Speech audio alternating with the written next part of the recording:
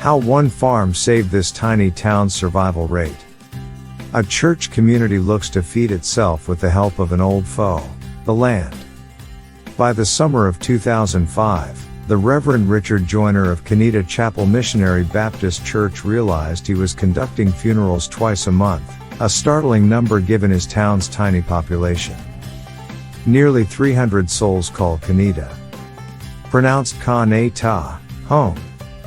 The predominantly African American hamlet is situated in North Carolina's Edgecombe County, where a quarter of households live below the poverty line and heart disease kills more 20 to 39-year-olds than do car accidents.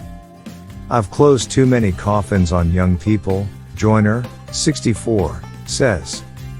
The pastor found it difficult to comfort the grieving. How do you tell someone who's just lost a child to poor nutrition that this was God's plan when it was totally preventable? Who would hang out with that God? Driving home one day and beginning to doubt his own beliefs, Joyner pulled over and began to pray. I heard a voice saying, "Maybe you'd get further with your eyes open," he remembers. He looked around, and all he saw was farmland.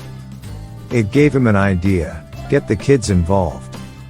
Joyner ran a youth camp through his church, so that summer, using land, equipment, and seed donated by the community, he showed the campers how to grow their own food on a small plot of land. The kids, 4 to 16 years old, consumed their initial harvest of mustard greens, sweet potatoes, and other vegetables, but the following year, they delivered free boxes of vegetables to senior citizens.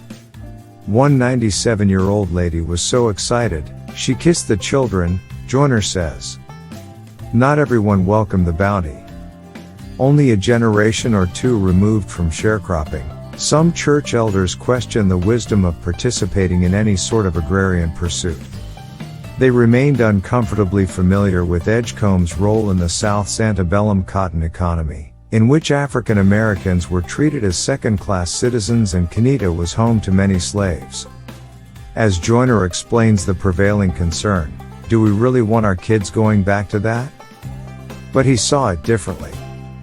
The kids are bringing food to people who need it. They enjoy the process. They're playing out there, he says.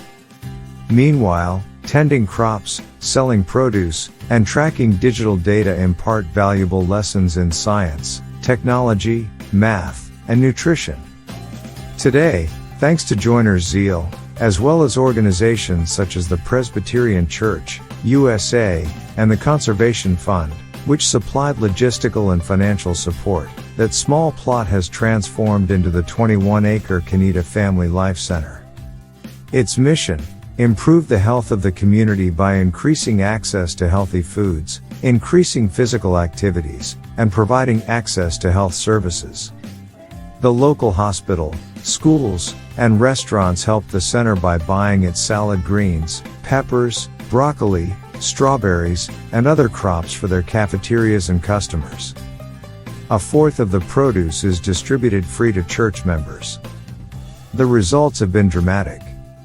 Research from East Carolina University found that Canida residents have lost weight, lowered their blood pressure, and visited the emergency room less frequently because of the fresh food and health advice available at the center.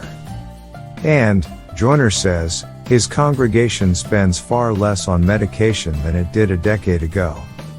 Thinking back on the center's success as well as the town's sharecropping past, Joyner concedes, the greatest pain in our lives could be our greatest deliverance.